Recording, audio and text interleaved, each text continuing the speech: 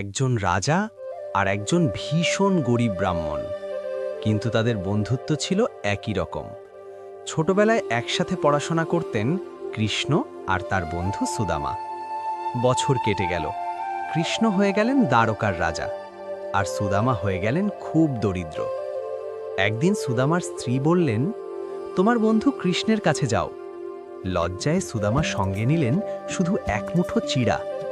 যখন তিনি পৌঁছালেন দ্বারকাতে, তখন অবিশ্বাস্য কিছু ঘটল।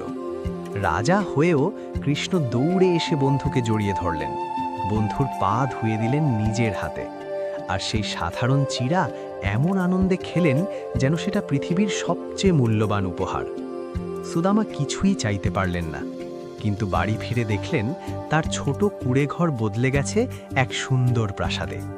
কারণ সত্যিকারের বন্ধুত্বে চাওয়ার আগেই হৃদয় সব গুছে যায়।